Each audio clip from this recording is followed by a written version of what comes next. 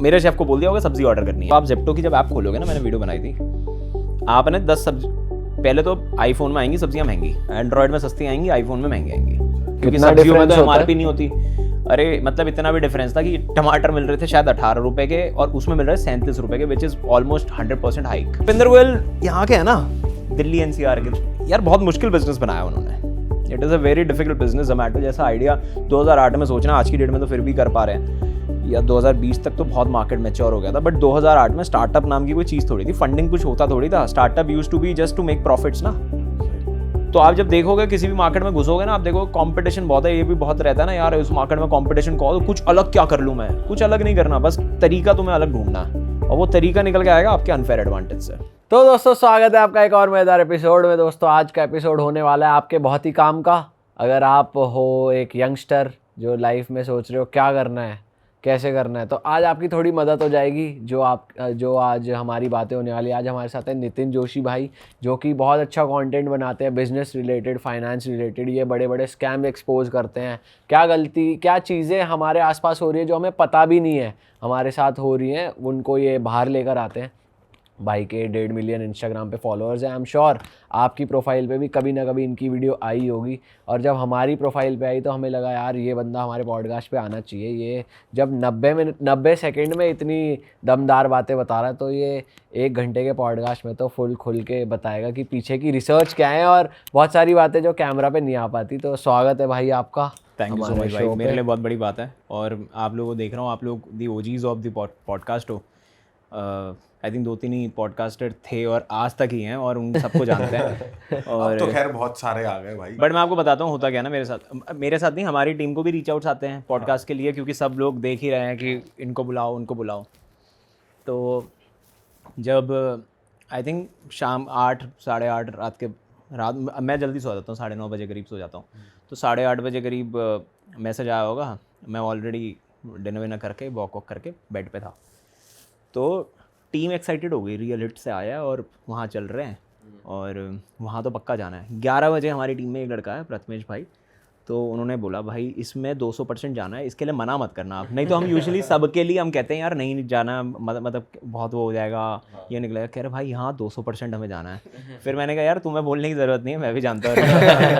तो अच्छी बात है कि दी ओजीज ऑफ द पॉडकास्ट बुला रहे हैं। तो भाई हम भी यही मेक श्योर करते हैं यार, जो हमारे शो पे आ रहे हैं हम ना अलग अलग टॉपिक्स को टैप करते हैं। ये बिजनेस एनालिस्ट या बिजनेस कोच, हमने इतना ज़्यादा इस पे बातें नहीं करी किसी को बुलाकर इस टाइप से, तो इसलिए हमने कहा यार भाई को बुलाते हैं। भाई बहुत बढ़िया कंटेंट, पर भाई आपने बढ़िया तरीका क्रैक करा हुआ है अपनी रील्स के थ्रू, जो आप एकदम से जो होता है ना कि भाई कि लोगों को पता नहीं होता कि कैसे ऑडियंस को रोके, तो 3 सेकंड के अंदर आप कुछ ऐसा बोल देते हो कि भाई बंदा रोक लेता है। हमारे साथ ऐसा हो रखा है, आपकी रील आई रुक गई वो कि भाई बताओ देखो क्या बोल रहा है बंदा। तो भाई सबसे पहले तो इसी का ही क्रैक कर दो कि कोई स्ट्रगल कर रहा है तो रील कैची कैसे बनाए, क्योंकि आप खुद अपनी स्क्रिप्ट लिखते हो। यार बहुत टाइम लगाता हूँ मैं स्क्रिप्ट लिखने में, और मुझे लगता है मैं आज भी वो काम खुद कर रहा हूँ, क्योंकि अब इंस्टाग्राम में कुछ चीज़ें मेरे को समझ में आई हैं। फॉलोअर का तो गेम रह नहीं गया, इट इज़ ऑल अबाउट कि भाई तुम रीच कितनी ला रहे हो। फॉलोअर मतलब लोगों के 3-3 मिलियन भी पड़े हुए हैं, लेकिन वीडियो रुकी हुई हैं 500 भी बहुत बोल रहा हूँ, 50-60 हज़ार पे भी रुकी हुई हैं, कई तो ऐसे हो गए हैं। तो रेलेवेंसी ख़त्म हो रही है, हर 3-4 महीने में आपको कुछ नया करना है। अब आप ना तो मेरी शक्ल बहुत अच्छी है, ठीक है, ना कोई मेरी आवाज़ बहुत सुंदर है कि भाई मैं आता हूँ और गाता हूँ तो किसी ने भी कुछ भी दे दिया मैं पढ़ दूंगा तो बहुत बढ़िया चल जाएगा। तो अल्टीमेटली वो जो पढ़ने वाली चीज़ है, करने वाली चीज़ है, वही मेरे को करनी है।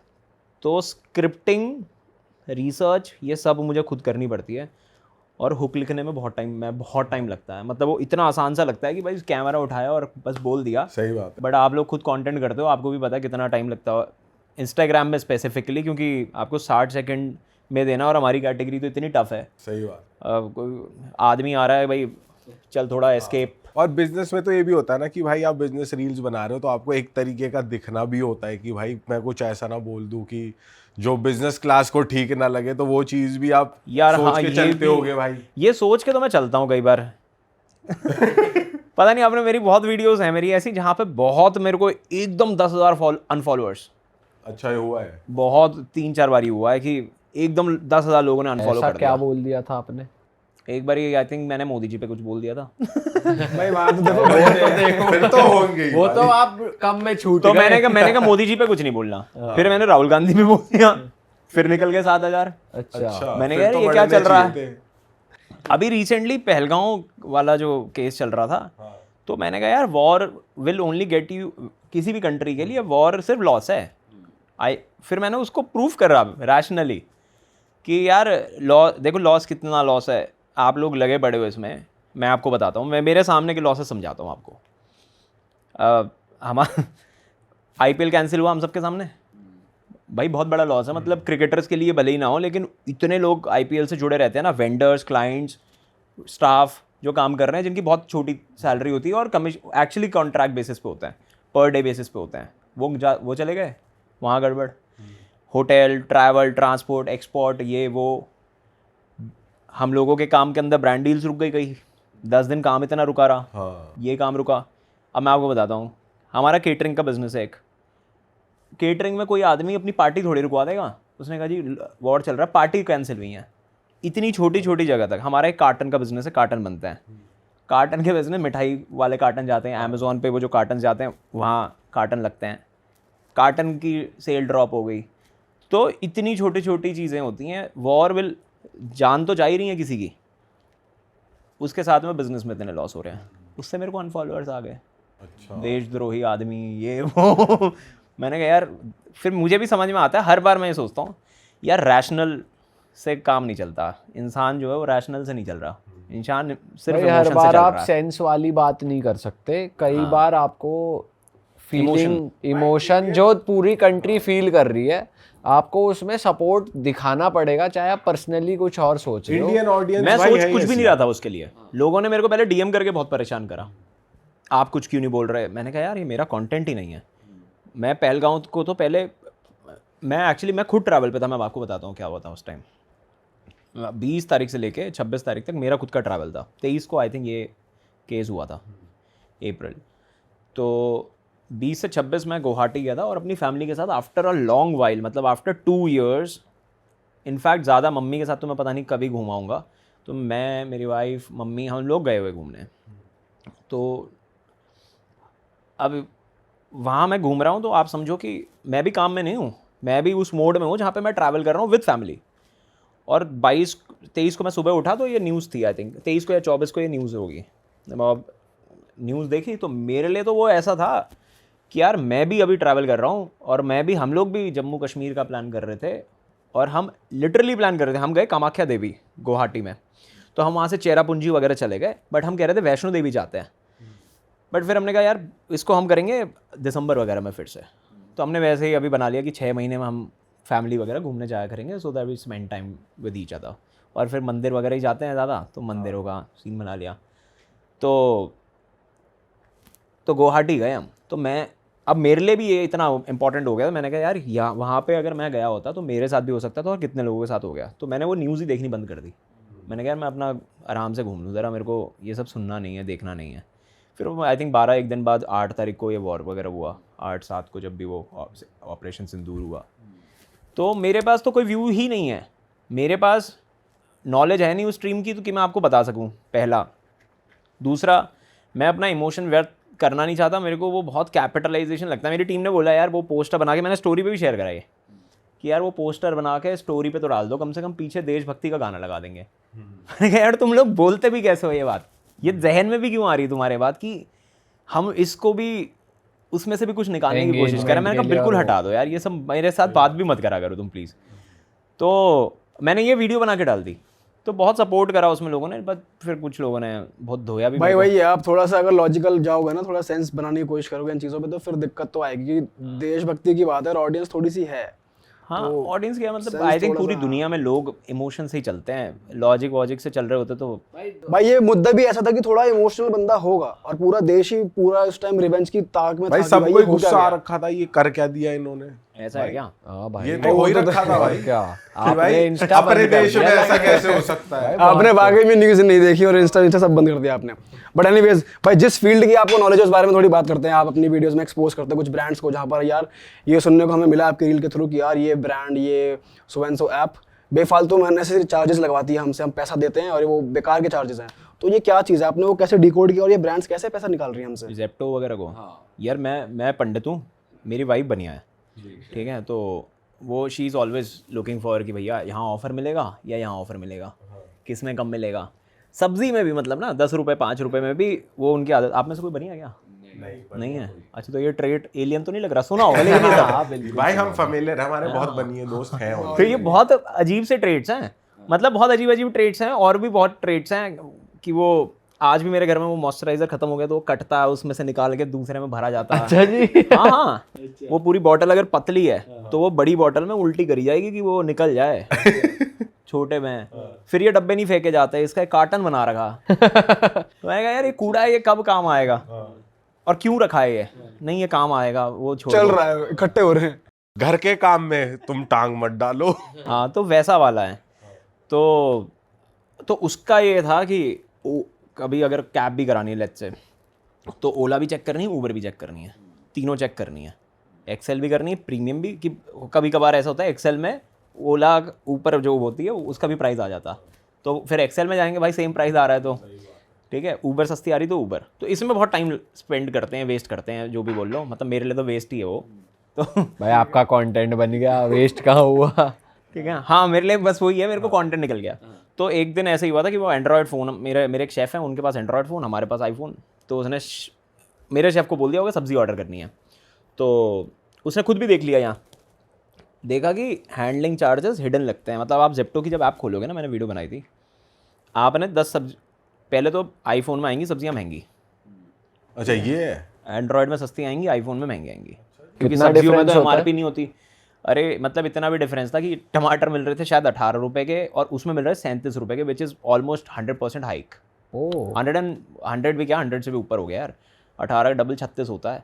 ब्रोकली वगैरह, बेल पेपर वगैरह तो आपको अथा ज़्यादा प्राइजेस में। कार्डो मंगा लिया फिर तो। एवोकाडो वगैरह तो नहीं, आई डोंट थिंक हमने चेक करा था, बट हमने बहुत चेक करे, हमने बहुत वो चेक करा। फिर मैंने ऐसा भी नहीं, फिर हमने आईफोन वर्सेस आईफोन करा, फिर हमने iPhone versus new user iPhone करा कि ऐसा भी हो सकता है शायद नए यूज़र के साथ में ऐसा करें। तो it was iPhone versus iPhone में भी डिफरेंसेस थे? सेम प्राइस, आईफोन में सेम प्राइस, एंड्रॉयड आईफोन में अलग और प्राइस। न्यू यूजर और पुराने आईफोन वाले में थे डिफरेंस था? कोई डिफरेंस नहीं, सेम डिस्काउंट लगता वो, लेकिन सेम था। तो हमें ये समझ में आ गया, मैंने कहा यार आईफोन और ये इसके साथ में कुछ ना कुछ खेल हो रहा है। तो हमने पहली वीडियो बनाई सब्ज़ी पे। अब सब्ज़ी में क्या है, MRP होता नहीं है, तो कुछ भी कर लो प्राइस, तो पीक प्राइस है ही नहीं कुछ। हाँ। तो कहीं पे भी कुछ भी डाल लो। तो हमने वो डाला, वो वीडियो बहुत भागा, उसके बाद वो वीडियो बहुत जगह कवर हुआ। वो हिंदुस्तान टाइम्स ने छापा, इसने छापा, बहुत जगहों पे छापा। प्लस वो वीडियो पे बहुत लोगों ने वीडियोस बनाए कि हमें पहले झूठ लगा था, but then we also compared. फिर दूसरा आया ऐड करने वाला आइटम। हमने कहा भाई, फिर एक दिन हम कर रहे हैं एंड्रॉयड वर्सेस एप्पल, वो जो आपको अभी वीडियो देख रहे थे हम लोग। तो उसमें हमने MRP वाली आइटम्स ऐड कर दी, जिसमें सब में बराबर डिस्काउंट लगा हुआ है, सुपर सेवर ऑन है जेप्टो का। तो हम जब नीचे पहुँचे, बिल आ रहा दोनों में डिफरेंस। तो हमने कहा यार ये कहाँ पे है? ऊपर के रेट सेम है, सब सेम है, नीचे GST वगैरह भी सेम है, बस आप नीचे जाओगे तो उसमें प्राइस डिफरेंस, ठीक है। तो बहुत एक छोटा सा आई बना रखा उन्होंने, बहुत छोटा, आप कभी उसमें ज़िंदगी में क्लिक भी नहीं करोगे। बस आप जैसे ही उसमें क्लिक करोगे उसके अंदर देखेंगे हैंडलिंग चार्जेस इसमें ज़्यादा है, उसमें है ही नहीं एंड्रॉयड में। But then we compared it with again, मैंने कहा यार ऐसे नहीं, एंड्रॉयड वर्सेस एंड्रॉयड करते हैं सेम, आईफोन वर्सेस आईफोन करते हैं फिर वो सेम। तो मैंने कहा यार ये आईफोन के साथ में प्रीमियम है, ये आपने जेप्टो पे ही आईफोन टैक्स है ये। आपने जेप्टो पे ही देखा या फूड ऑर्डरिंग स्विगी जोमेटो? यार ब्लिंकिट पे भी देख सकता था मैं, लेकिन मैंने, बहुत गंदा लगूंगा मैं ऐसे बात बोलते हुए, ब्लिंकिट में इन्वेस्टेड हूँ मैं। जेप्टो के शेयर वेयर खरीदे हुए हैं, तो मेरे को लगता है उस पर कम बोलो। अच्छा हाँ, कभी शेयर गिर जाए और अपना ही वो हो जाए नुकसान। हाँ, लेकिन ये बात डालने जैसी है नहीं। हाँ, पर बोल सकते हो भाई क्या हो गया आप, हाँ, क्या मैं पता बस- ना गिरे शेयर। हाँ, शेयर तो गिर भी सकता है, नहीं भी गिर सकता है, बट जोमेटो मेरे को, दीपेंद्र गोयल यहाँ के है ना, दिल्ली NCR के, तो थोड़ा सा मेरे को प्यार भी उनसे थोड़ा बेटर लगता है, मतलब एक तरफा प्यार जो होता है, वो फाउंडर वाला love, you look up to him कि यार अपना बहुत, क्यों, बिकॉज यार बहुत मुश्किल बिजनेस बनाया उन्होंने। It is a very difficult business. Zomato जैसा आइडिया 2008 में सोचना, आज की डेट में तो फिर भी कर पा रहे हैं, या 2020 तक तो बहुत मार्केट मैच्योर हो गया था, बट 2008 में स्टार्टअप नाम की कोई चीज़ थोड़ी थी, फंडिंग कुछ होता थोड़ी था। Startup use to be just to make profits ना, सही बात है। कि यार 10 रुपये का बिजनेस करेंगे, 2 रुपये का नुकसान करेंगे, मुनाफा करेंगे, 20% का मार्जिन बचाएंगे और घर लेके जाएंगे।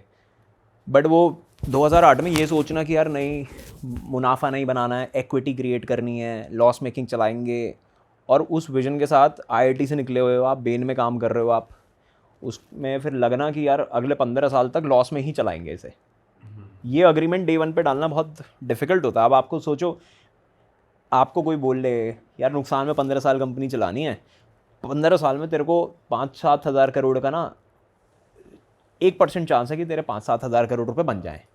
भाई कोई नहीं मारेंगे, यहाँ सब से डिनाई तो यही करेंगे। जवाब आएगा, अपना तो किराया आ रहा है तगड़ा, हम तो यही ठीक है करेंगे ही ना। तो ये बस ये होता है। तो आप ना, ये इतना बड़ा रिस्क है कि आप प्रॉफिट से तो कभी पैसे नहीं बना पाओगे। तो एक्विटी है, और वो एक्विटी में फेलियर रेट ही पता है हमें भाई, 99% तो स्टार्टअप बंद ही होता है। तो 1% का सक्सेस रेट है टू मेक दैट 5-7-10,000 करोड़। आपने भाई लेंस कार्ड पे भी तो बनाया था कुछ, की लेंस कार्ड वो भी तो कुछ कर ब्रांड रहा डील है। थी भाई की, और वो क्या फटी थी। उसके बाद लेंस कार्ड ने मेरे को और तगड़ी। और बारी आए वो 3 बार लेंस कार्ड ने, लेंस कार्ड वाले समझ गए कि इसकी स्कैम वीडियो चलती है, तो तुम इस स्कैम तरीके से ही दो उसको कॉन्सेप्ट। उन्होंने मेरे को दिया था, तो मैंने उनको ये कॉन्सेप्ट लिख के भेजा। मैंने कहा यार इसको आप अप्रूव करा दो, वीडियो फटेगा। उनके साइड से मना आया। मैंने कहा नहीं, मैं यही बनाना चाहता हूँ यार। तो उन्होंने कहा कि यार इट इज़ अ, मैंने कहा यार आप लोग रिस्क वगैरह, पता नहीं इंडियन ब्रांड्स रिस्क नहीं लेते यार। हाँ। मतलब मैं बाहर देखता हूँ ना, ऑर्डिनरी, वो देखा आपने ऑर्डिनरी के सीरम्स वगैरह आते हैं, ordinary minimalist skin care, Minimalist सुना तो वो है। ऑर्डिनरी आता है, ऑर्डिनरी की कॉपी है मिनिमलिस्ट। अच्छा। हाँ, तो वो ऑर्डिनरी बाहर का ब्रांड है। उसने अभी अंडे निकाले थे बीच में, अंडे महंगे हो गए थे उधर USA में।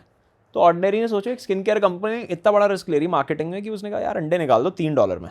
उसने कहा हमारे वी हैव ऑर्डिनरी एग्स, ठीक है, you can take it for $3। वो पूरा केस 1 2 3 4 5 6 7 8 अंडों का, ठीक है। तो पर वो तो स्किन केयर कंपनी है ना। हाँ, और वो अंडे बेच रही तो है। उसने बोला भी यार, क्योंकि अंडे एक्सपेंसिव हो गए थे, तो उन्होंने कहा यार चल अंडे हम सस्ते में बेच देते हैं, हमारा मार्केटिंग स्टंट हो जाएगा। इंडिया में कोई ब्रांड ये रिस्क लेगा ही नहीं, इतने कॉन्जर्वेटिव हैं हम लोग मार्केटिंग को लेके। और उनका बढ़िया बिके फिर अंडे। यार मैं आपको यहाँ पे बात कर रहा हूँ, तो marketing is what, amplification only ना, कि कहाँ कितनी दूर तक बात हो सकती है फ्री में, वही तो मार्केटिंग है। अब मैंने यहाँ, अब आपको ऑर्डिनरी के बारे में पता चल गया, अब आपको ये भी पता चल गया मिनिमलिस्ट की कॉपी है। अब हो सकता है आपको यार मिनिमलिस्ट की कॉपी है, मतलब उससे बेटर हो सकता है, चल इसका कुछ सीरम ट्राई कर लेता हूँ, इसका नियासिनामाइड मंगा लूँ, इसका विटामिन C मंगा लूँ, इसका मॉइस्चराइजर मंगा लूँ। आपके दिमाग में ब्रांड तो चला गया फ्री में। भाई और कैसे कैसे खेल रहे हैं ये बाहर के ब्रांड्स लोगों के दिमाग के साथ। अच्छा, coming back to this lens card, फिर इस पे आता है। हाँ, तो लेंस कार्ड के साथ में ये हुआ, मैंने कहा यार मेरे को ऐसा वीडियो बनाना है तो लोगों को शॉकर तो मिले, कुछ क्यों देखेंगे, अदरवाइज मैं चश्मा वश्मा बेचने वाला ऐड बनाऊंगा। तो मैंने उनको भेजा, मैंने कहा यार शॉकर है ये, इसमें मज़ा आएगा, लोग देखेंगे इसको, and it is about my story ना। और मेरा चश्मा, बहुत बड़ा चश्मा लगाता हूँ मैं, आप लोगों ने वीडियो, तो मैंने कॉन्शियसली शुरू से लगा रहा था मैं, क्योंकि मैंने वैसे ही एक दिन वीडियो डाल दिया था, उस पर कॉमेंट आ गए थे 3-4, तेरे मुंह से बड़ा तेरा चश्मा है टाइप। तो मैंने कहा भाई इसको रखते हैं चश्मा। एंगेजमेंट मेंटेन रहेगी, चलता रहेगा। वो लेंस कार्ड ने 3-4 साल पहले वो निकाली थी केजो सीरीज, उसके चश्मे थे, वो बंद हो गए हैं, लेकिन वो भी आज मैं कसवा के उसको पहन के बनाता हूँ वीडियो। तो वो लेंस कार्ड का चश्मा था, तो मैंने उसी पे वीडियो बनाई कि यार इस चश्मे के बारे में बहुत लोग पूछते हैं और ये मेरा ख़राब हो गया, अब लेंस कार्ड की हरकत देखो तुम क्या करते हैं ये लोग। तो कर कुछ नहीं रहे, तो फ्री में लेंस चेंज कर रहे थे, वही बताना था। वो वीडियो गया करीब 12 मिलियन गया वो वीडियो, बहुत तगड़ा फटा। वो लेंस कार्ड बहुत खुश हो गए थे काफ़ी सही था वो वीडियो। भाई एक आपने गोल्ड फ्लेक की भी बनाई थी ना केस स्टडी, हमारी ऑडियंस बहुत यंग है, उन्हें ज़रा बताओ गोल्ड फ्लेक उन्हें ज़्यादा पसंद है थोड़ा, क्या किस वजह से मैंने उसमें ऐसे लास्ट में बोला था सिगरेट मत पिया करो। आप लोग पीते हो सिगरेट? नहीं भाई। गोल्ड फ्लेक का आपने देखा, वो नीचे उसमें गोल्ड की पट्टी लग रही होती है हाँ। बड के जस्ट ऊपर। तो गोल्ड फ्लेक की एक केस स्टडी है कि उन्होंने वो पट्टी हटा दी थी एक बार 12-13 साल पहले। तो एक स्किमफ्लेशन करके एक टर्म होता है, तो एक होता है इन्फ्लेशन कि महंगाई बढ़ रही है, एक होता है श्रिंकफ्लेशन, जब आप क्वांटिटी कम कर देते हो, जो पार्ले जी करता है, जो ये चिप्स के पैकेट भी चिप्स के पैकेट करते हैं, पार्ले जी करता है, कोई भी मतलब जिसका एंट्री लेवल प्रोडक्ट होता है ना किसी भी कंपनी का, जैसे पार्ले के लिए एंट्री लेवल है पार्ले जी, तो उसको पता है पार्ले जी की वजह से लोग पार्ले को जानते हैं और 50% कॉन्ट्रीब्यूटर है उसके रेवेन्यू का। तो वो हमेशा क्या है, पहले बड़ा पैकेट आता तो छोटा कर दिया। तो इस कॉन्सेप्ट को श्रिंकफ्लेशन कहते हैं कि महंगा नहीं कर सकते, क्योंकि पार्ले जी आज अगर 1 रुपये भी बढ़ा देगा अपना तो उसका मतलब 10 का लेना है तो 10 का ही लो, अब बिस्किट तो कम इतना कर बड़ा दिए। पैक भी आ रहा है उसका, एक दिवाली पैक पता नहीं बट कौन वो सा जो 4 रुपये वाला जो पैक आता था, उन्होंने 3 रुपये से जब 4 रुपये करा था तब भी उनकी कुछ सेल गिरी थी, नंबर्स मेरे को याद नहीं। तो उन्होंने 4 रुपये के पैकेट को और छोटा करते गए, तो ये होता है श्रिंकफ्लेशन। फिर वो तो होता है स्किमफ्लेशन, स्किम्प कर दिया। स्किम्प का मतलब है क्वालिटी ख़राब कर दी। तो क्वालिटी ख़राब नहीं होती है एक्चुअली, वो ये सोचते हैं कि यार इसमें से एक चीज़ अगर हटा दे जिससे कोई बहुत ज़्यादा फ़र्क नहीं पड़ने वाला, तो हम उसको हटा देते हैं। फॉर एग्ज़ाम्पल मतलब जैसे डेयरी मिल्क पहले एक एलुमिनियम फॉयल उसके ऊपर कागज़ लगाता था, फिर उसने पूरा ही एलुमिनियम में ट्रांसफ़र शिफ्ट कर दिया। तो वो एक छोटी सी कागज़ हटा दिया, फॉयल हटा दी। कि उनको लगे कोई फ़ायदा नहीं उससे। कागज़ हटाने का वैसे एक और भी उनका रीज़न था कि उनके 2003 में आपको याद होगा जब अमिताभ बच्चन के ऐड आए थे, उससे जस्ट पहले उसमें कीड़े निकल आए थे, कागज़ की वजह से निकल रहे थे वो, तो कीड़े पनप गए थे। तो उनको पैकेजिंग एलुमिनियम पे डालनी थी और फिर ब्रांड बहुत पिट गया था उनका। तो इस वजह से उन्होंने फिर अमिताभ बच्चन जो केबीसी की वजह से was the guy the most trustworthy, जैसे MS धोनी साहब हैं आज की डेट में, बट वैसा हिसाब था। तो कहाँ पे थे भाई हम? गोल्ड फ्लेक के वो तो गोल्ड फ्लेक में उन्होंने सोचा कि यार ये पट्टी बड़ी महंगी पड़ती है, ये छोटी सी गोल्ड की पट्टी है, उसमें देखना आप कभी, तो उन्होंने वो हटा दी। अच्छा, तो उन्होंने कहा इससे कुछ नहीं होने वाला, तो उससे सेल गिरने लग गई। साउथ इंडिया में करीब 20% 21% सेल गिरी, ठीक है, विद इन अ क्वार्टर। तो उन्होंने कहा यार ये क्या हो रहा है। तो अब ये डिस्ट्रीब्यूटर की कहानी है, ये कहीं केस स्टडी नहीं मिलेगी। तो डिस्ट्रीब्यूटर ने बताया कि यार वो आदमी यहाँ ना सिगरेट जो है वो बिल्कुल उसको सोना पसंद है, सोना गोल्ड बहुत पसंद है लोगों को। तो गोल्ड से इतना प्यार है लोगों को कि उनको लग रहा हमारा ये गोल्ड गया यहाँ से, निकल गया इतनी छोटी सी बात पे। अच्छा। हाँ, और gold flake was about gold flake, मतलब वो गोल्ड फ्लेक का नाम ही था उस गोल्ड की वजह से। अब वो ऐसे लगने लगी वो नकली सी सिगरेट, और उसकी वजह से सेल घट गई। आई थिंक वो उन्होंने 1-2 क्वार्टर में ही गोदाम गरम ही लगने लग गई फिर वो लोग। हाँ, जैसे गोदाम गरम दिखती है, करेक्ट। और ब्रांड ऐसे अक्सर करता है क्योंकि कॉस्ट सेविंग के लिए उससे पैसा बचता है प्रोडक्शन में। स्किमफ्लेशन के लिए, क्योंकि आप वो छोटा सा भी प्रोसेस देखोगे ना, it is a very cumbersome process. वो उतनी सटीक, पहले तो वो अलग से एक SKU है कि वो लगना ही है गोल्ड का, फिर वो कटना, फिर उसको लपेटना, तो अपने आप में पूरी असेंबली है। और हटाने का कॉस्ट तो है ही, मतलब टाइम भी सेव होगा, एनर्जी भी सेव होगी, लेबर सेव होगी, वो एक सिंगल SKU भी सेव होगा जो कि बड़ा SKU है।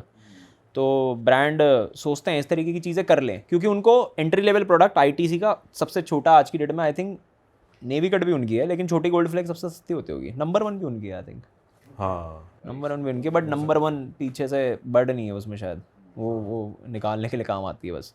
भाई जब अभी हम जोमेटो की बात कर रहे थे, तो ऐसे बहुत से बिजनेसेस हैं जो लॉस में ही चलते हैं। जब भी हम उनको देखते हैं, इस साल इसने 200 करोड़ 300 करोड़ का लॉस करा है, फिर भी वो कंपनीज बहुत बड़ी होती हैं और उनके फाउंडर्स भी अमीर होते हैं।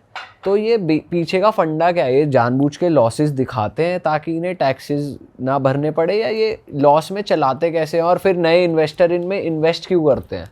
यार ये बहुत इंटरेस्टिंग क्वेश्चन है, और इसको मैं सही तरीके से बता दूं, क्योंकि ये सबसे बड़ा क्वेश्चन है देश में, और मैं बहुत ज़्यादा समर्थन में रहता हूँ स्टार्टअप्स के जो लॉस भी कर रहा है। तो पहले तो मैं स्टार्टअप और बिज़नेस में कैटेगराइजेशन करता हूँ। तो बिजनेसेस हैं, कॉफ़ी बेचने वाला, या ये गोडॉग्स बिजनेस है, ये बेचने वाला बिजनेस है, T-shirt बेचने वाला, it is a business who are trying to make a brand out of that. Startup is when you are disrupting a market. Paytm है, ठीक है, वो बिजनेस एग्जिस्ट नहीं करता था, वो नया आ गया, जोमेटो है, एक कैटेगरी नहीं बना दी, कुछ नया बना दिया, मार्केट ही नया क्रिएट कर रहे हो, उसको आप स्टार्टअप कैटेगरी में। क्रेड है, ये लोग स्टार्टअप कैटेगरी में आते हैं जो कुछ अलग ही कर रहे हैं दुनियादारी से। इनको पता है हमें मार्केट बनाना है, जीरो मार्केट साइज था, इनको मार्केट क्रिएट करना है। तो अब जब ऐसी कोई चीज़ करने उतरते हो आप, तो आपको पता है यार कि मेरे को पैसे तो लगने वाले हैं, जलने वाले हैं, क्योंकि अडैप्शन करवाना है, और इंडिया में अडैप्शन कराना सबसे डिफ़िकल्ट है। अब पेटीएम है, पेटीएम पेमेंट्स करने का एप्लीकेशन है, उसमें बिज़नेस कहाँ पे बन सकता है? बहुत लेयर्स पे बन सकता है। इन्वेस्टर कब पैसा डालता है? आप स्टॉक मार्केट इन्वेस्ट करते हो? भाई थोड़ा बहुत करा सेफ हुआ है। इन्वेस्टमेंट Mutual जैसे fund पता डाल है दिया। कि टाटा टाटा है। लंबा चलेगा तो टाटा ब्लू जियो चिप कंपनीज पे करा हुआ है। वेरी नाइस, मैं भी वही करता हूँ। अब आप ऐसे बताओ कि जैसे टाटा में आपने पैसा डाला, किस लिए डालते हो आप पैसा? भाई सिक्योर लगता है कि बहुत टाइम से बट चल आपके रहा पैसे है। कैसे बनेंगे?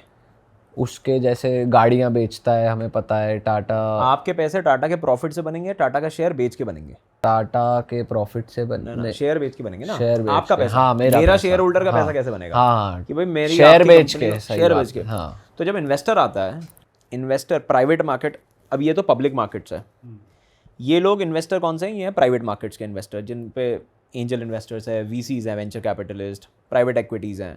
ये प्राइवेट मार्केट में इन्वेस्ट करती हैं, जो प्राइवेट लिमिटेड कंपनी है। ये सारी कंपनी आपको स्टॉक मार्केट्स में नहीं दिखेंगी। ये बहुत शुरू कंपनी हुई है, नई कंपनीज हैं। अब जो बिजनेसेस हैं उसमें पैसा डलेगा ब्रांड बनाने के लिए, ठीक है? जैसे बोट है, उसमें ब्रांड बनाने के लिए इन्वेस्टर कहेगा मैं पैसा डालना चाहता हूँ। It is a category that I think is interesting. ठीक है। ठीक है, अब कैटेगरी इंटरेस्टिंग कैसे पता चलेगी? जूतों की कैटेगरी इंटरेस्टिंग है कि भाई ये जूते हैं तो मैं जूतों में ब्रांड बनाना चाहता हूँ, तो कॉमेट करेगा, एक इंडिया का ब्रांड आ गया, उसने क्रैक कर लिया ब्रांड। लेकिन अब सोचो कि कॉमेट जैसे 50 और कंपनीज हैं इंडिया में, 50 भी नहीं, 5000 और कंपनीज हैं जो जूता बेचती होंगी, ब्रांड ही होंगे वो भी, मतलब वो भी अपना लेबल लगा के बेचते होंगे। बट कॉमेट अपने आप को पोजीशन कर रहा है ये नाइकी पाइकी के अराउंड। अब आप ऐसे समझना कि कॉमेट हो गया, ये हेडफोन्स में बोट हो गया, तो इन्वेस्टर पैसे डालता है कि भाई चल तेरे ब्रांड में पैसा लगाऊंगा मैं। ये हो गया बिजनेस साइड में। अब ब्रांड क्या चीज़ है और ब्रांड में पैसा लगाने से होता क्या है?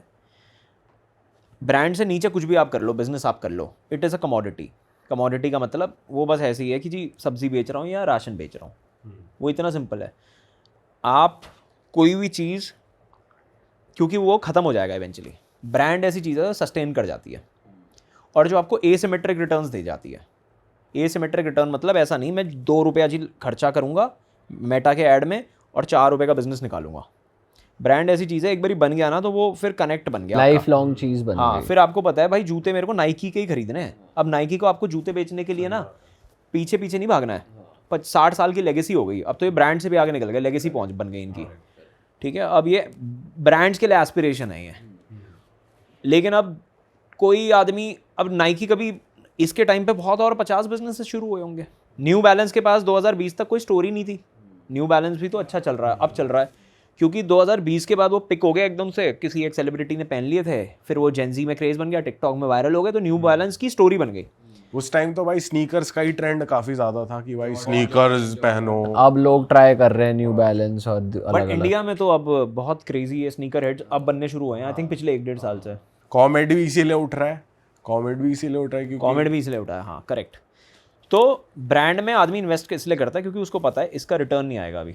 इन्वेस्टर वो कहता है कि यार इसमें डाल पैसा, अभी 5-7 साल में मेरे को अच्छे रिटर्न्स बना के देगा। अब इन्वेस्टर के रिटर्न्स, इन्वेस्टर को आपके प्रॉफिट लॉस से मतलब नहीं है, क्योंकि उस आपके प्रॉफिट से इन्वेस्टर का पैसा नहीं बनता। इन्वेस्टर का पैसा अपना शेयर बेच के बनता है। अब स्टार्टअप्स में शेयर बिकता कब है? अब ऐसे समझते हैं मेरा स्टार्टअप है, मैंने कहा शुभम भाई आप पैसे लगाओ, अभी जी मैं 10 करोड़ की कंपनी हूँ।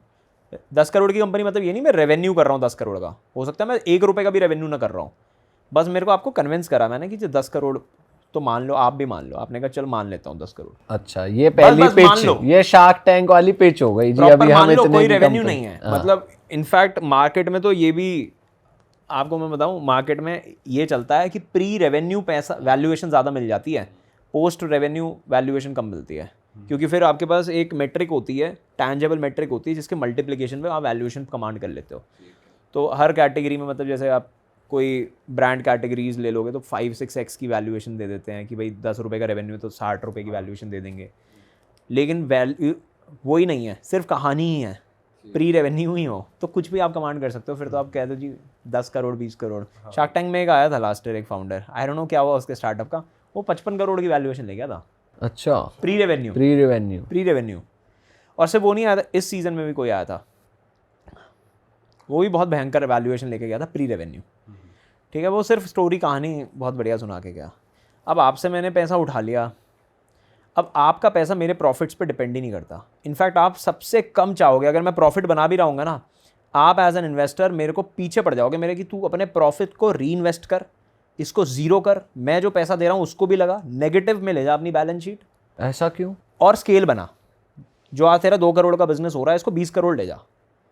क्यों ले जा? 20 करोड़ तू अगर ले जाएगा, तू अगर ब्रांड बना पाया, तू अगर सही जगह पे मेरा पैसा लगा रहा है, ब्रांड बिल्डिंग में लगा रहा है, तो 20 करोड़ में दीपक भाई आएंगे और दीपक भाई कहेंगे भाई मैं 200 करोड़ की वैल्यूएशन देना चाहता हूँ।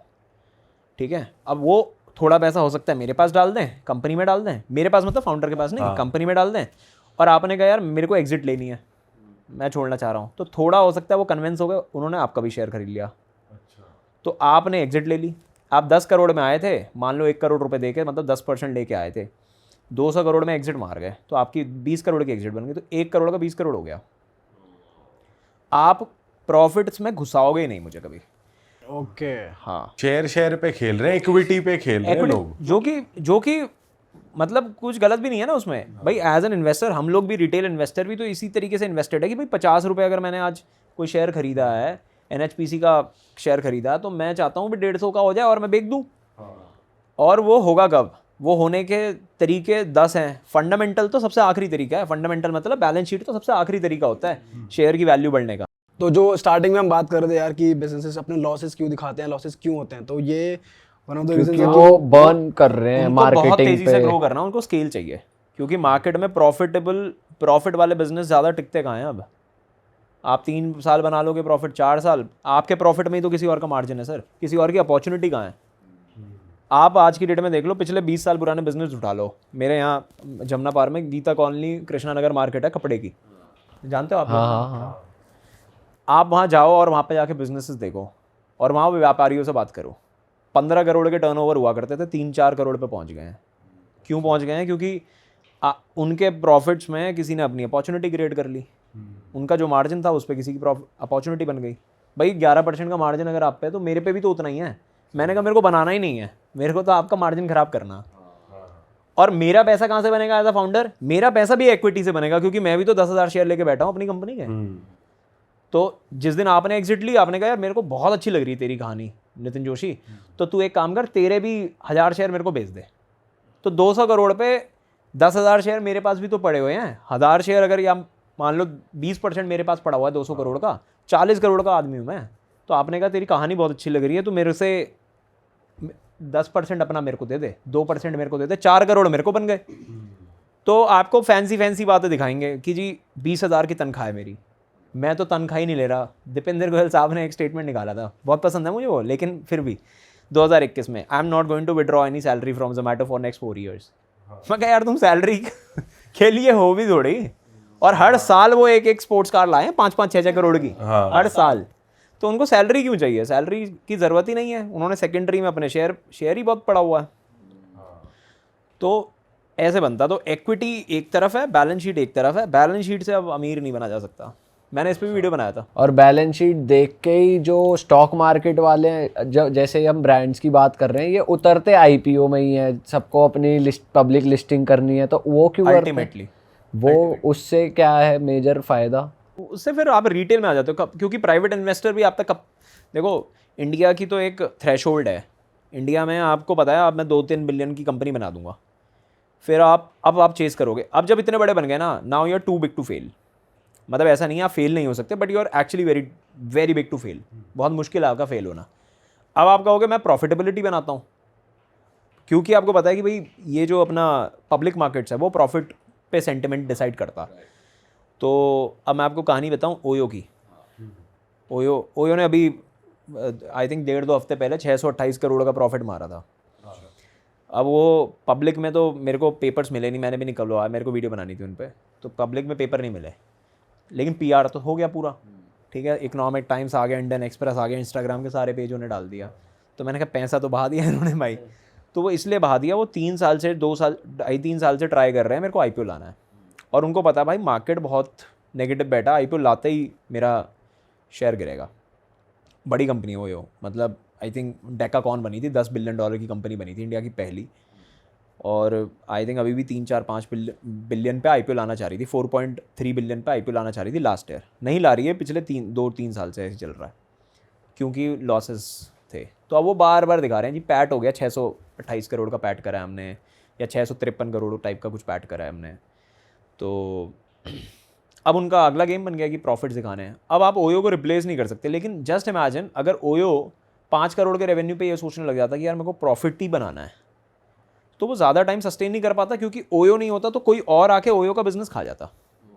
और आप देख रहे होगे जितने गेस्ट हाउस वाले भी हैं ना, उन सबके बिजनेसेस अफेक्ट हुए हैं। पहले गेस्ट हाउस होते थे, कम होते थे, ओयो आया, बढ़ गए, ओयो के साथ में बढ़ गए ओयो के साथ में ही कम हो गए फिर, ठीक है, लेकिन बिजनेसेस सबके हैम्पर हुए।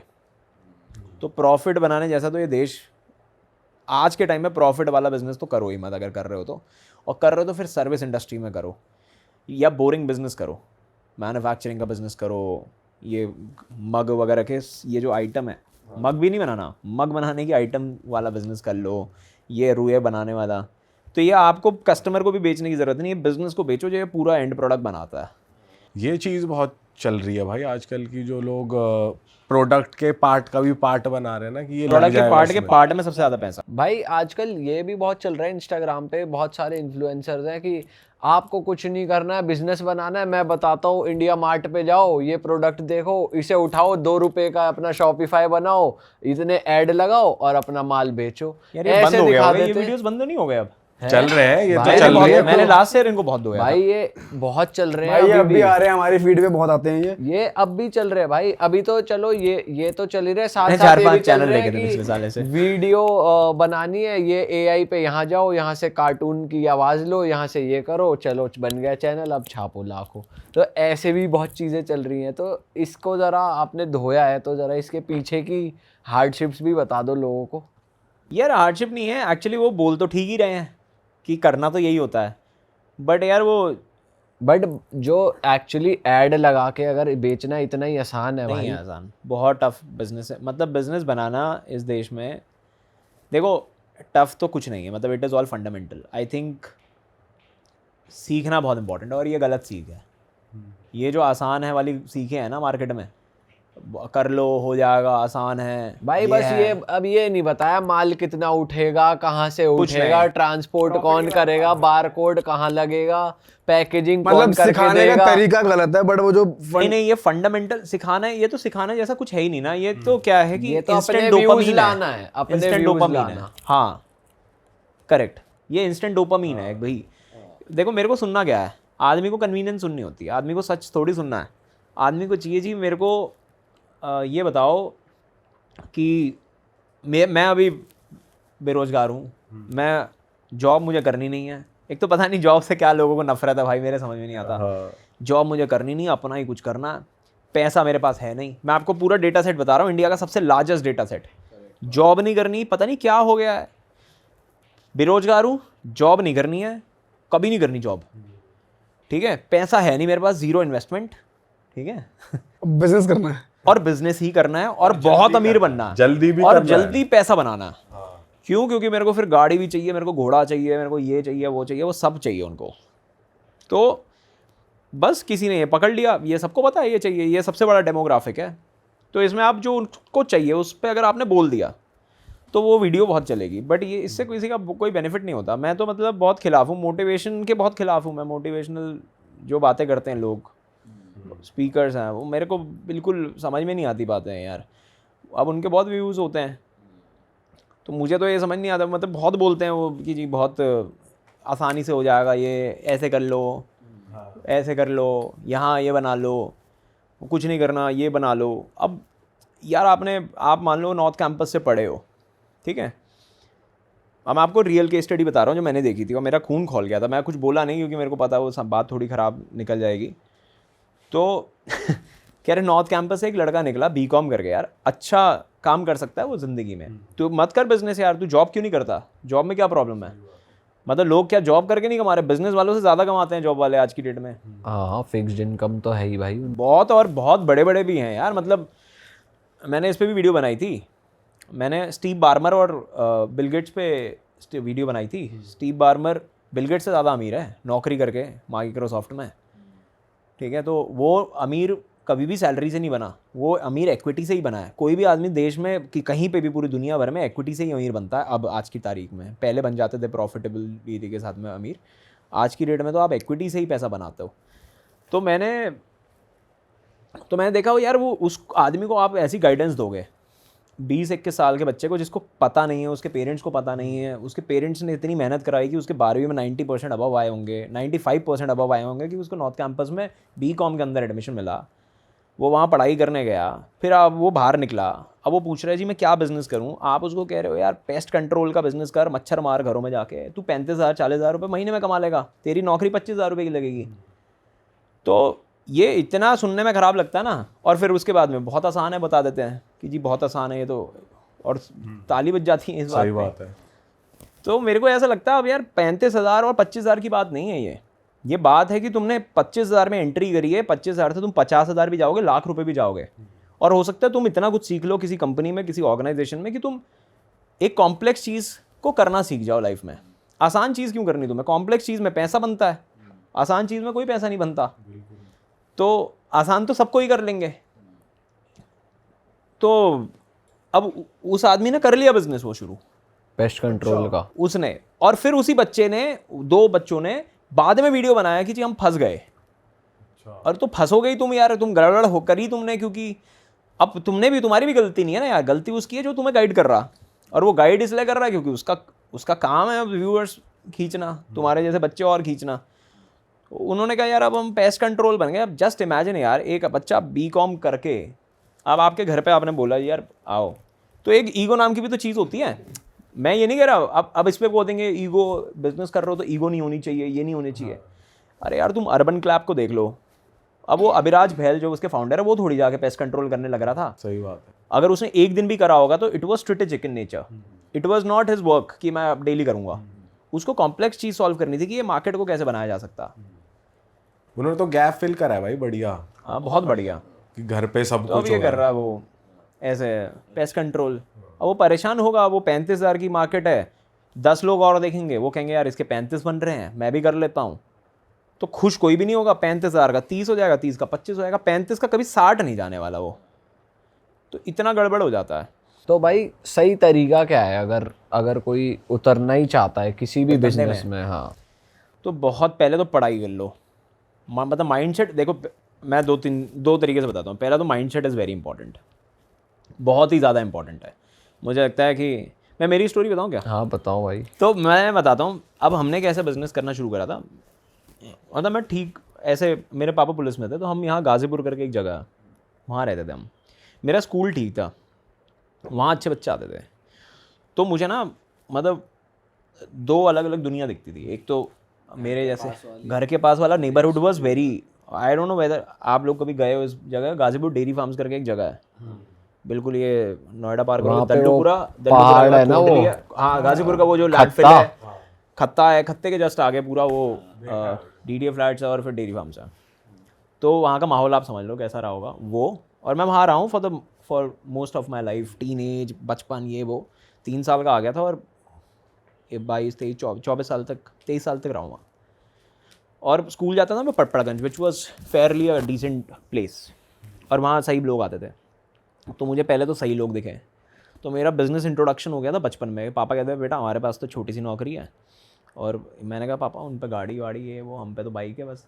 तो वो वाला एक, तो आपके अंदर मेरे को लगता है वहाँ से एक एस्पिरेशन बिल्ड होनी शुरू होती है। और मैंने बहुत लोग देखे उसके बाद, जितनों से भी मैं मिलता हूँ, आज भी मिलता हूँ, आप लोग भी मिलते होगे, जितने भी ये व्यापारी लोग या बिज़नेस कर रहे हैं जिन्होंने बड़ा बना लिया है लाइफ में, जो जिनके पास एक्चुअली इस तरीके की स्टोरी है ना, उनके साथ मैं हमेशा ये वाला डेटा पॉइंट देखता हूँ कि उन पे कम था और उनको कुछ अच्छा दिख रहा था। तो इमोशनल लेवरेज बहुत स्ट्रांग थी भाई उनके। डाउन पॉइंट कोई ना कोई देखा है हर किसी ने। डाउन पॉइंट से ज़्यादा इंपॉर्टेंट है कि you always had some emotional leverage. मैं एक वो चीज़ बोलता हूँ, इमोशनल लेवरेज होती है कि आदमी अपनी नॉलेज से नहीं हिलता। आपको कितना आता है उससे कुछ फ़र्क नहीं पड़ता। आपके साइड वाला या आपका पड़ोसी या आपका कुनबा, आपके दोस्त यार कितना कर रहे हैं लाइफ में, वो चीज़ आपको घसीटते हैं। हाँ, उससे बहुत इफेक्ट पड़ता है। सिर्फ there is nothing else, there is only one concept emotional leverage का, कि आज मैं आपसे मिल लिया और मैंने कहा यार ये लोगों ने भाई फाड़ रखा, बहुत तगड़ा कर रखा काम, मेरे को भी करना है, तो मैं अपना पॉडकास्ट का सेटअप का बहुत तेज़ी से बनाना शुरू करूँगा। समझ रहे हो आप? ये हमेशा होता है ना कि मैं भी तो कर सकता हूँ, मैं क्यों नहीं कर रहा यार, मैं भी कर नहीं सकता, मतलब मेरे को अगर आपके साथ बैठना है तो मुझे करना ही पड़ेगा। Either I just change my circle, या तो मैं कट ऑफ ही कर लूँ कि यार चल इससे बात ही नहीं करनी अब, ठीक है, सही और अगर इससे बात करनी है, इसके साथ रहना है, तो फिर मुझे रहना पड़ेगा इसके साथ में, फिर मुझे इसके जैसा बनना पड़ेगा, मेरे को इतना भागना पड़ेगा, तो फिर आपको वो करना पड़ता है। आई थिंक वो तब मेरे पापा ने बता दिया, इनके पापा मम्मी भैया बेटा ये धन्ना सेठों के बच्चे हैं, ये लाला वगैरह हैं, इन पे बहुत पैसा होता। तो वो वाला इमोशनल लेवरेज मेरे को बचपन में मिल गया। मैंने कहा मेरे को भी साला बिजनेस ही करना बड़ा हो गया। तो फिर 11th में आके हमने, मेरा एक दोस्त था, उसके पापा वो इनकम टैक्स कमिश्नर थे, वो कस्टम्स में थे उसके पापा, तो पेन ड्राइव का केस ले आए थे एक बार। उसमें मेरे ख्याल 200-250 पेन ड्राइव्स थी और 512 MB की पेन ड्राइव, तब GBs में नहीं पहुंची थी दुनिया। 512 MB की पेन ड्राइव 800 रुपये की आती थी। वो हमने कैम्ब्रिज में बहुत बेची हैं। अच्छा, कैम्ब्रिज में और DPS में। हाँ, पहले हमारे स्कूल में बेची, 400-450 रुपये में बेचते थे, पहले वहाँ बेची, फिर हम कैम्ब्रिज फिर मेरा दोस्त था वो रेलवे, शताब्दी रेलवे 62 में रहता था, वहाँ कैम्ब्रिज के बहुत बच्चे रहते थे, उसने कहा कैम्ब्रिज में बेच दो। कैम्ब्रिज में छाप दिया आपने। तो उसने कैम्ब्रिज से बिकवानी शुरू करी, फिर DPS में बिकवा दी, कैम्ब्रिज के सामने DPS। तो उसने कहा DPS के भी हम वहाँ भी बेच दें। तो हमने 200 पेन ड्राइव बेच दी थी, आई थिंक 2-3 महीने के टाइम पीरियड में। 11th की बात है ये। अब मुझे शायद 5 रुपये मिलते थे DTC बस में जाने आने के, उसमें भी हम 5 रुपये बचा लेते थे, वो स्टाफ चला के, और वहाँ कचौड़ी खा लेते थे। और एकदम से हमारे पास करते करते 48,000 रुपये कलेक्ट हो गए।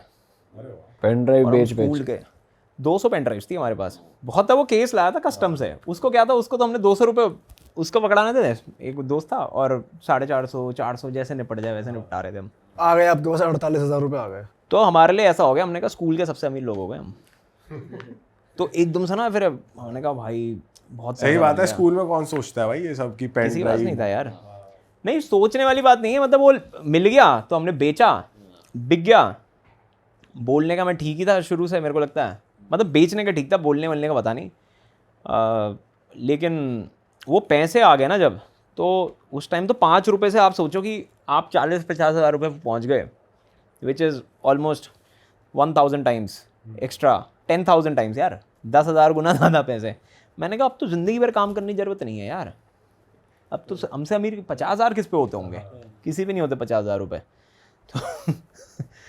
तो फिर हमने बस हमने कहा आप पैसे वैसे बनाएंगे इसी से, फिर हमने खाना पीना शुरू कर दिया। बट तब वो पहला मेरा एक वो था कि यार एंटरप्रेन्योरशिप करेंगे, मतलब एंटरप्रेन्योर भी नहीं, बिज़नेस करना अब। और मैंने कर लिया बिज़नेस, और मैं तुर्रम खाऊँ, मैं बहुत तगड़ा आदमी हूँ। फिर हमने एक यहाँ क्लब हुआ करता था नोएडा में, RPM, जो हम जा रखे हैं वहाँ पार्टियाँ कराई फर्स्ट खूब। फ्लोर में। हाँ, खूब बर्थडे मनाया भाई हमने वहाँ अपने। तो हम वहाँ पे फिर काउंटी करानी शुरू कर दी, ये काम भी करा हुआ है आपने? पार्टी वार्टी करानी शुरू कर दी। फिर रिवर्ब होता था, अंकित दास थे उसके। GIP में था वो। हाँ, अंकित दास, प्रशांत, उनके साथ रिवर्ब और आइस क्यूब भी होता था एक। आइस क्यूब में बात नहीं बनी हमारी, अच्छा। बट रिवर्ब के साथ एलिवेट भी तो होता था, CS एलिवेट में भी हमने काम करा है, बट 2-3 ही काम करे मेरे ख्याल से। एक पिटबुल का इवेंट कराया था हमने वहाँ, मैंने इवेंट नहीं कराया था, आई वाज देयर, 2012 की बात है। ग्रॉग हेड वगैरह वाले थे यार क्या वहाँ आपके पे करता दोस्त? था फ्लैश वेव, फ्लैश वेव करता था काम, हाँ। फ्लैश वेव था। तो तो हम ये सब करने लगे। तो फिर इंजीनियरिंग चला गया मैं, इंजीनियरिंग में भी चलता रहा। फिर जुगाड़बाजी चल रही है कुछ ना कुछ। हाँ, मैंने बहुत सही एक अच्छा अमाउंट बना लिया था। इनफैक्ट फिर हम इवेंट्स वगैरह में फिर वो प्रगति मैदान में इवेंट हुआ करते थे, उसके लिए वो भेजने होते थे, वो आर्टिस्ट 1000 रुपये में, 400 रुपये में, 500 रुपये में लड़के भेजते थे। ID कार्ड काट के नहीं, वो खड़े होते थे लड़के, पहले अभी भी होते होंगे। तो डेल का इवेंट, यामाहा का इवेंट, ये सब कराए। तो उसमें बड़े 1-1 लाख रुपए की बिलिंग होती थी। 2000 रुपये, 1500 रुपये मिलते थे एक आदमी के। और क्योंकि मैं गाजीपुर से था मेरे पास वो 400 रुपये वाले बंदे थे। तो मैंने कहा भाई सारे लगाओ, गाजीपुर से, खिचड़ीपुर से, पता नहीं कहाँ कहाँ से हम बंदे निकलवा के वहाँ पहुँचवाते थे। तो वो काम करा। आई थिंक 3-4 साल में we made a good significant decent amount, मतलब लाखों में पैसा हो गया था by the end of engineering. मैंने कहा पापा हो गए हम, अब खरीदूंगा स्कॉर्पियो। तो मेरे को ऐसे चस्का था 8-9 लाख रुपए की आती थी स्कॉर्पियो तब। तो मैंने कहा अब स्कॉर्पियो वगैरह खरीदेंगे। फिर एक इवेंट आया और उसमें हमारा पैसा ख़राब हो गया। अब मैं आपको बताऊं, वो बड़ी इंटरेस्टिंग कहानी है। बताओ Google भाई कैसे करना, हुआ, कैसे इसका भाई जैसी बात हो जाएगी। एक इवेंट आया, वो बादशाह का पहला कॉन्सर्ट था बाय द वे। अच्छा। हाँ, और वो हम लोग होस्ट ही करा रहे थे। वो हम लोग ऐसे नहीं मैनेज करने वाले थे, हम उसमें उसको होस्ट ही करा रहे थे। उसमें एक बड़ी कंपनी थी, एक भाई भी थे हमारे, वो कर रहे थे उसको। तो मैंने कहा यार मैं भी इसमें मेरा जो पैसा है वो लगाता हूँ इसमें, और मैंने कैलकुलेशन लगा दी, मैंने कहा 8 गुना बना दूंगा मैं, बहुत टिकट बिकेंगी। बादशाह इंदीप बख्शी सैटरडे आया था, 2013 की बात है। आप यूट्यूब करोगे ना, गो क्रेजी कॉन्सर्ट डालना, आपको एड फिल्म दिखेंगी आज भी। बादशाह इंदीप बख्शी, SB दी हरियाणवी करके एक सिंगर हुआ करता था, और एक निंजा को तो जानते हैं, अच्छा है। तो SB the Haryanvi, I think he is this कुछ वो बनाते हैं, अब तो प्रोड्यूसर है वो। तो ये 4 आ रहे थे, तो बिल्कुल टिकट नहीं बिकी हमारी। क्यों? यार टिकट नहीं बिकी क्योंकि पता नहीं बिकी। हम लोग स्पॉन्सरशिप, गाना तो हिट हो गया था उनका सैटरडे, हाँ। और उसके बाद ही वो कॉन्सर्ट था एक्चुअली, 26 निंजा अक्टूबर के भी तब 2013 तगड़े का गाने concert चल है। रहे थे। और इंदीप बख्शी का तो मुझे लग रहा है पहला एक ही गाना था जो इतना हिट हुआ था। हाँ, प्रॉपर पटोला भी आया था उस टाइम गाना। और मेरे को लगता है इंदीप बख्शी का तो एक गाना था जो हिट हुआ था, उसके बाद तो कहाँ हुए उन भाई के। हाँ, एक गाना वो था, प्रॉपर पटोला आया था। बादशाह भाई was also very new by the way, तब वो भी बहुत नए थे। निंजा का भी आई थिंक एक ही गाना आया था। तो हमने वो इवेंट वगैरह कराया, मेरे सारे पैसे डूब गए। अब मैंने ग्रेटर नोएडा में, मेरा कॉलेज ग्रेटर नोएडा था, वहाँ किसी से हमने प्राइवेट लोन उठा रखा था। वहाँ मतलब लोकल आदमी थे ना। हाँ, वो जो दे देते हैं पैसा वगैरह ले लो। ब्याज पे उठवा लिए। हाँ, 5% पे। नहीं, वो हमने उठाया बहुत कम में था, बहुत अच्छे आदमी थे वो। अच्छे तो इसलिए, पहले तो हमें नहीं पता था अच्छे हैं, बट बाद में जब हम उनको पैसे नहीं दे पाए आज तक नहीं दिए यार। नहीं, बाद में दे दी, 1.5 साल लगे। लेकिन मैं बताता हूँ, मेरे को इंट्रोडक्शन टू, मैं आपको क्या समझाना चाह रहा हूँ एंटरप्रेन्योरशिप की ना, वो सुनाना चाह रहा हूँ कि माइंडसेट कितना इंपॉर्टेंट है। मेरी बुद्धि बनती चली गई थी उससे। जब ये पैसा उठाया ना मैंने, ये बैंक का लोन नहीं है, ये लोग मतलब सर पे चढ़ जाते हैं। और मैं 21 साल का लड़का, 4th ईयर के, मेरे अभी 7 सेमेस्टर का एग्ज़ाम आने वाला था। अक्टूबर की ये बात है, दिसंबर में मेरा एग्ज़ाम था। भाई तो प्रॉपर गुंडागर्दी पे उतर जाते हैं ऐसे लोग। बहुत ख़राब हो जाता मैंने, और मेरे को डरा भी दिया था उसी हिसाब से, क्योंकि जिसने ये मीडिएट करवाया था उसने कहा भाई तू अब ये किडनैप होगा, तू तेरे को खोड़ा कॉलोनी में रखा जाएगा, वहाँ तेरे को एक कमरे में बांधेंगे, पीटेंगे तेरे को अभी। अच्छा जी। अब सोचो आप ये सुन रहे हो बात, और कितना अब आपको पढ़ना भी है। मैंने कहा भाई बर्बाद हो गए हैं। फिर मैं नौकरी गया, फिर हमने स्टार्टअप वगैरह करे, फिर बिजनेस बनाने शुरू कर दिए। तो मोटा मोटा ये, और उस पीरियड में मैं बहुत सीखा, मतलब बहुत कहानी है मेरे पास 11 साल की।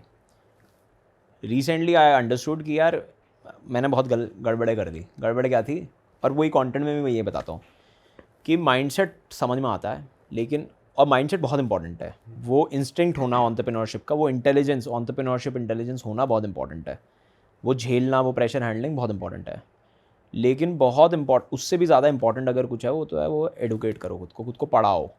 क्योंकि खुद को पढ़ाओगे तुम्हें पता होगा क्या करना है और क्या नहीं करना है। सबसे ज़्यादा इंपॉर्टेंट क्या नहीं करना है पता होगा, क्योंकि आजकल ये पता करना है आपको बस क्या नहीं करना, क्योंकि ऐसी वीडियो बहुत चलती है मार्केट में, तो यहाँ गड़बड़ है बहुत। तो मैं वही जानना चाह रहा था, अगर आप बता सकते हो आपकी लर्निंग से कि क्या नहीं करना बिजनेस में। यार एक तो हवाबाजियों पे बिल्कुल, जो भी चीज़ आपको आसान लग रही है ना उससे दूर भागो आप। मैं बिज़नेस का बेसिक फ्रेमवर्क बताता हूँ आपको। सबसे पहले कॉम्प्लेक्स चीज़ ढूंढो, मैं क्या सॉल्व करूँगा जो, और मेरा अनफेयर एडवांटेज ढूंढो। सबसे पहले तो ये ढूंढो मेरे पास क्या है ऐसा।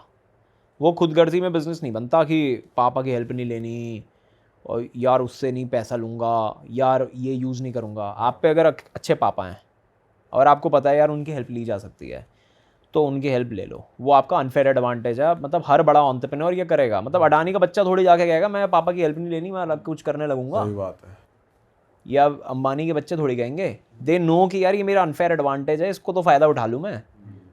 ठीक है, उसके बाद आप कैसे ले जाते हो that is a different story all together, but it is your unfair advantage. Day 1 पे डिसाइड करो, अभी लिख लो कॉपी में सबसे पहले मेरे अनफेयर एडवांटेजेस क्या हैं। ठीक है, मेरे अनफेयर एडवांटेज क्या है भाई, मेरे पे कंटेंट की दुकान है, मुझे पता है कंटेंट में लेवरेज कर सकता हूँ। मेरे को टीम हैंडलिंग का एक्सपीरियंस है, मेरे पास 11 साल का बिजनेस बनाने का एक्सपीरियंस है, मेरे को इन्वेस्टिंग का एक्सपीरियंस है, मेरे को स्टार्टअप समझ में आते हैं, बिजनेस समझ में आते हैं, प्रॉफिट्स भी समझ में आते हैं और इक्विटी भी समझ में आती है। ये सब मेरे अनफेयर एडवांटेजेस हैं, ये लिख लो। तो आप जब देखोगे किसी भी मार्केट में घुसोगे ना, आप देखो कंपटीशन बहुत है, ये भी बहुत रहता है ना यार उस मार्केट में कंपटीशन को, तो कुछ अलग क्या कर लूँ मैं। कुछ अलग नहीं करना, बस तरीका तुम्हें अलग ढूंढना है और वो तरीका निकल के आएगा आपके अनफेयर एडवांटेज से। तो सबसे पहले आपका अनफेयर एडवांटेज निकालो कि यार ये मेरा अनफेयर एडवांटेज है और ये मेरे को स्पीड देगा। आज के टाइम पे आपको कुछ अगर खींचना है तो दैट इज़ स्पीड। तो तेज़ अगर करोगे काम तो आपका गेम बनेगा। 1 2 इज़ स्पीड के बाद फिर मैं 4 लेवल, नवल रविकांत करके एक बहुत बड़े वो हैं, आप जानते होगे, उन्होंने एक बहुत सही बात बोली थी, वो बहुत सही फ्रेमवर्क लगता है। 4 चीज़ें लेवरेज करना सीख लो। कैपिटल लेवरेज करना सीख लो, पैसा, कि मैं बिज़नेस में पैसा या लोन या इक्विटी किसी भी तरीके का पैसा कैसे यूज़ करके बिज़नेस ग्रो कर सकता हूँ। दूसरा, लोगों को लेवरेज करना सीखो, मतलब फाउंडर को कुछ नहीं आना चाहिए, लेवरेजिंग आनी चाहिए 4 लेवल की। दूसरा, लोग कैसे, आपको टीम कैसे बनानी है वो सीखो। लेवल 3 इज़ मीडिया, जो हम लोग करते हैं, कंटेंट बहुत बड़ा लेवरेज है। 4th इज़ कोड, कोड मतलब टेक्नोलॉजी या ये एप्लीकेशन, मतलब कुछ भी टेक में। ये 4 चीज़ें लेवरेज करना सीखना शुरू कर दो। मैं एआई को कैसे लेवरेज करूँ, क्योंकि आपके लिए कॉस्ट सेविंग बनाएगा, एसिमेट्रिक रिटर्न्स देता है। कंटेंट आपको एसिमेट्रिक रिटर्न्स देगा, लोग आपको सिमेट्रिक रिटर्न्स देंगे लेकिन आपको फ्री कर देंगे, आपका टाइम फ्री कर देंगे। कैपिटल लेवरेजिंग आपको मौके देंगी और अपॉर्चुनिटी एक्सप्लोर करने की। तो ये 4 लेवरेज करो। और 5वां इमोशनल लेवरेज जो है, ये तो आप हर नए लोगों से मिलते रहो कि यार इस पे क्या है और इससे मैं क्या कर सकता हूँ। It is very important. और भाई जैसे यंगस्टर्स हैं आजकल स्टार्टअप्स करना चाह रहे हैं, तो आपके हिसाब से इंडिया में किस सेक्टर को ज़्यादा टारगेट करना चाहिए यंगस्टर्स को भी? किस चीज़ में बिजनेस करें, किस चीज़ में सोचें? कि कुछ लोग वो सोच लेते हैं जहाँ पे बहुत सारे लोग हैं ऑलरेडी काम कर रहे हैं, बट आपको पता होगा कि बिजनेस वाइज इंडिया में क्या क्या ग्रो हो रहा है अब, तो किस फील्ड में ज़्यादा चांसेस हैं?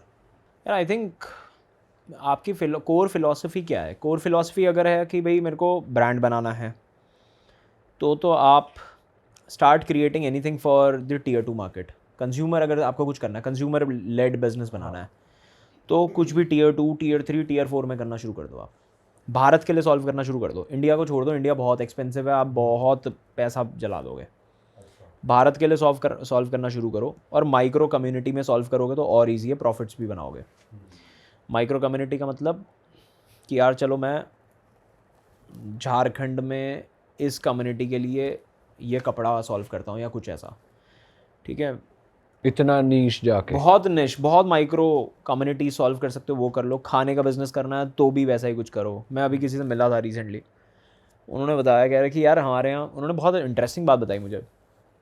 उन्होंने कहा यार उनका बहुत अच्छा बिजनेस चल रहा, चाय वगैरह का। मैंने कहा यार इसमें क्या है? अच्छा, दूर से मैंने कहा यार इसमें कुछ भी नहीं है, क्या कर रहे हो आप, इसमें क्या इंसाइट है? तो उन्होंने कहा मेरा ASP जो है वो 100, उनका USP क्या निकला, उन्होंने कहा मेरा जो ASP है वो 185 रुपये का है, तो एवरेज सेलिंग प्राइस। तो अगर कोई टेबल मेरी है तो वो 185 रुपये एवरेज देती है बस। तो मैंने कहा तो बहुत डेडली अफेयर है, गंदा काम है, क्या कर रहे हो? 450 सैलरी भी ना निकले स्टाफ की। तो उन्होंने मेरे को ये बताया, मैं बरेली में और ये शाहजहाँपुर में ऐसी जगहों पे खोल रहा हूँ जहाँ एस्पिरेशन तो है, लेकिन एस्पिरेशन के बाद में लोगों को बिल चुकता है। मतलब लोग जब घर को जा रहे होते हैं ना, वो उनको थोड़ा अंदर से लगता है यार अबे मैंने यार 500 रुपये उड़ा दिए, 1500 रुपये उड़ा दिए। तो उन्होंने बताया ये 0 डिग्री खुल रहे हैं वहाँ, स्टारबक्स खुल रहे हैं वहाँ। तो उनका ग्राफ बनाया उन्होंने मेरे को, कह रहे पहले साल में यूँ है, फर्स्ट ईयर ऊपर है और फिर यूँ नीचे है, आफ्टर एन ईयर ऐसे डिप है। और वो इतना इंटरेस्टिंग इनसाइड है। उन्होंने बोला पहले साल में तो लोग आ रहे हैं क्योंकि एस्पिरेशन है, और भाई दिल्ली का ब्रांड आ गया, बाहर का आ गया, लाइन लग रही है, बहुत क्रेजी हो रहा है, तो आ रहे हैं। लेकिन बस उनको लग रहा है अबे यार 400 रुपये की कॉफ़ी 2 लोगों ने पी लिया, 800 रुपये हो गए, ख़त्म हो गया, क्या यार मैं गर्लफ्रेंड को भी लेके गया, मेरे 1000 रुपये लग जाएंगे यहाँ पे। अब 1000 रुपये बहुत बड़ी अमाउंट है, तो सब ऐसे नीचे जा रहे हैं। अब इन्होंने बोला मेरा तो शुरू ही ऐसे हो रहा है और ऊपर ही जा रहा है, क्योंकि मैं तो 185 में कपल को खुश कर देता हूँ। तो मैंने कहा यार तुम्हारा ये ASP का उसने वो बना दिया। अब लोग कहते हैं भाई मार्केट में प्राइस में मत कभी भी खेलो, लेकिन टियर 3 टियर 4 में आप अफोर्डेबल प्राइसिंग कर रहे हो तो गेम बन रहा है। मैं जूते का था, वो बाका बुक्की करके एक ब्रांड है, वो पूरा टियर 3 टियर 4 में 500 600 800 रुपये में स्नीकर्स, वहाँ स्नीकर ही उनके चल रहे हैं। तो उन्होंने अफोर्डेबल एस्पिरेशन बेच रहे हैं वो। तो आप अफोर्डेबल एस्पिरेशन बना लो और प्रॉफिटेबल, आई थिंक 100 करोड़ रुपए टाइप का बिजनेस करते हैं और कम से कम बनाते होंगे 5-7 करोड़ रुपए साल का प्रॉफिट। भाई बहुत से लोग आजकल ना इंस्टाग्राम पे देखा देखी में भी देखकर, जैसे ये ऐसी वीडियोस या रील्स बहुत आ रही है, चलो चाइना से कोई ना कोई प्रोडक्ट ले आए, वाइट लेबलिंग करी, अपने नाम पे छाप दिए, जैसे और ब्रांड्स को देखकर, जैसे बोट ने इनिशियली ऐसे स्टार्ट किया था। तो ऐसे बिजनेस अब भी आज भी लोग इनिशिएट कर रहे हैं चलाने के लिए, ब्रांड बनाने के लिए, मतलब कूद रहे हैं इस चीज़ में। ये सब चल रहा है क्योंकि बहुत से लोग हम देख रहे हैं इंस्टाग्राम पे टी शर्टें बेच रहे हैं, वहाँ से लिया है, बल्क में यहाँ बेचनी शुरू कर दी ये सब। यार सब चल रहा है। मैं आपको बताऊं सबसे बड़ी प्रॉब्लम क्या है दीपक भाई। प्रॉब्लम सबसे बड़ी है cost of customer acquisition. Problem ये थोड़ी चाइना से माल लाना खराब थोड़ी है, चाइना से ही सबका माल आ रहा है, सारी दुनिया का माल। आप इंडिया में थोड़ी बना पाओगे, माल वैसे भी बहुत महंगा पड़ जाएगा। बट आज के डेट में ऐसा ब्रांड स्टार्ट करना बहुत बड़े लेवल पे, मतलब बड़ा ब्रांड बन जाएगा। सर ब्रांड का मतलब है स्टोरी, कहानी कितनी सुंदर है। ब्रांड का मतलब क्या, आपने नाइकी क्यों पहना है, इसमें कौन सा धागा लग रहा, हमें कुछ पता ही नहीं है इसके बारे में। इसमें कौन सा ये चमड़ा लगाया है इसने, इसमें कुछ कौन सा मटेरियल है ये बताओ आप मेरे को। नहीं कुछ आइडिया नहीं, आपको पता नाइकी पता है बस, खत्म हो गई बात। भाई रोनाल्डो भाई पहनते तो पहनो भैया नाइकी बस तो वो it is just the story. Ronaldo भी नहीं पहनते आज, अगर रोनाल्डो मना कर देगा तो तब भी पहनेंगे लोग, तब भी पहनेंगे क्योंकि वो वेव बन गई है। तो I think it is only about this, I think नहीं, brand is only storytelling. कितनी सुंदर कहानी है मेरी, लोग कितना मेरे को, आईफोन ही होगा ना सब पे हम पे, तो क्यों आए हम पे। टोरेबाजी भी हवाबाजी। यार आपको मेरे को हम लोगों को टोरेबाजी करने की क्या जरूरत है, अब आप इसकी सोच के देखो आदत इसको। ये भी सही था ना, इनिशियली वो चीज थी। तो इट इज जस्ट कि सबके पास है, यहाँ आईफोन लगा हुआ भैया के पास, सबके पास आईफोन है, और जिसके पास नहीं है उसको लेना है। तो affordable aspiration is something that India should build on consumer पे। और नहीं, अगर आपको ऐसे है यार नहीं बोरिंग बिजनेस करना है, तो फिर वो पीछे के पीछे वाला पार्ट का B2B के सप्लायर बनो आप, पार्ट के पार्ट का, उसमें बहुत अच्छे मार्जिन हैं यार। मतलब मैं एक बिजनेस है, आपको मोनोपोली बताता हूँ इंडिया में कैसी कैसी मोनोपोलीज हैं। वो आदमी चाइना को सप्लाई करता है, वो बहुत बड़ा बिजनेस नहीं है उनका, 30 करोड़ का बिजनेस है, लेकिन 30 करोड़ में 40% का मुनाफा है, 40% का ग्रॉस मार्जिन नहीं, पैट। आप सोचो 40% पैट निकालना किस बिजनेस से। ये जो पेंट होता है, पेंट में एक चमक होती है, पेंट की बाल्टी में, वो चमक जिस केमिकल से आती है वो केमिकल बनाते हैं वो।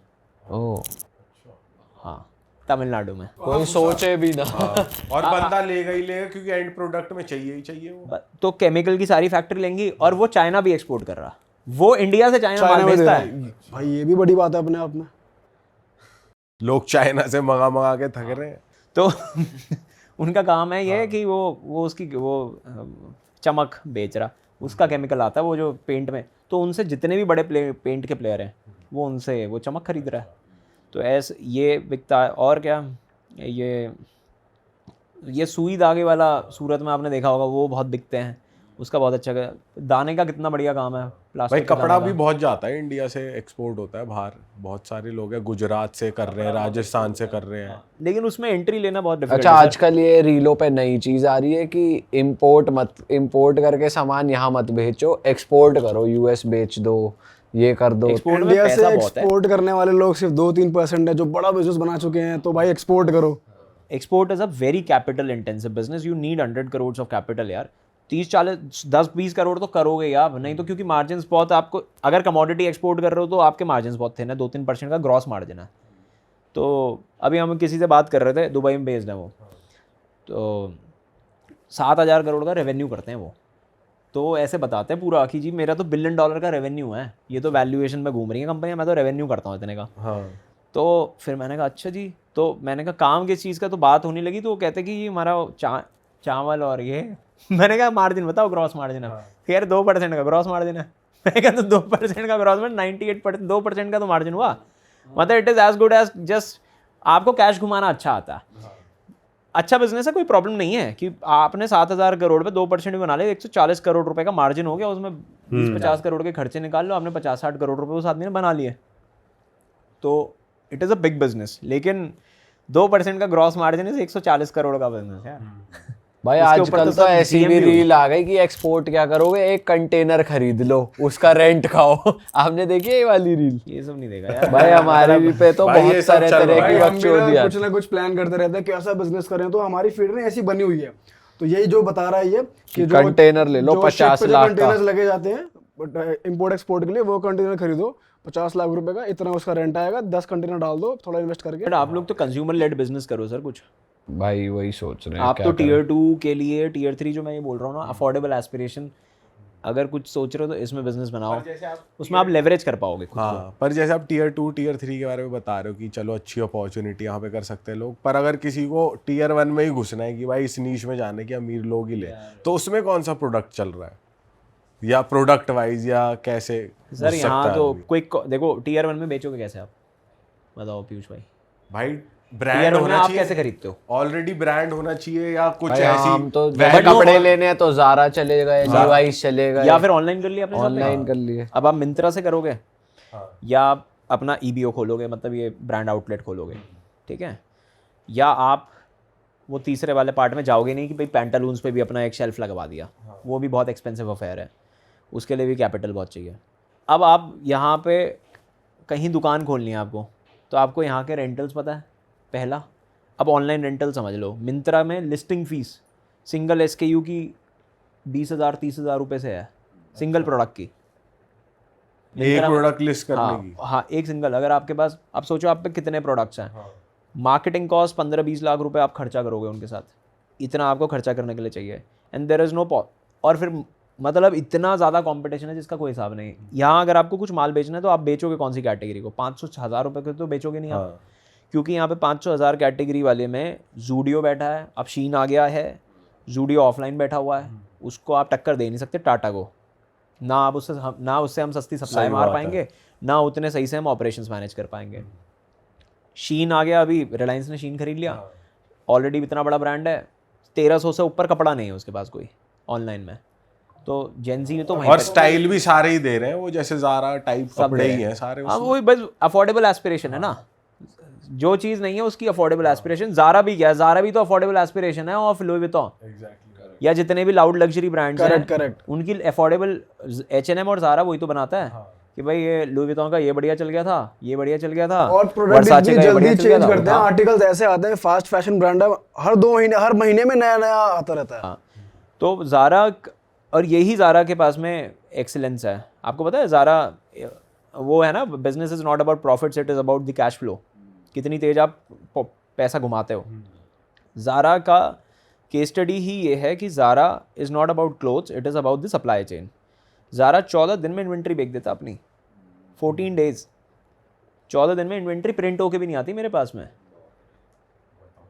आज अगर आप ऑर्डर सोचो कि ये डिज़ाइन है मेरे पास, ये मेरे को लेके आना है, ज़ारा वो टर्न अराउंड, ये डिज़ाइन टर्न अराउंड 2 स्टोर कर देता है 12 दिन में। जस्ट इमेजिन, यूरोप में बैठ के अक्रॉस द ग्लोब, ठीक है, और अगले 14 दिन में इन्वेंट्री बिकवा देता है। 26 दिन की इन्वेंट्री टर्न ओवर है, और कपड़े का ब्रांड है। FMCG 26 दिन में नहीं ऑपरेट करते, फास्ट मूविंग भी नहीं करता इतने में। डीमार्ट का तक डीमार्ट है 26-27 दिन पे।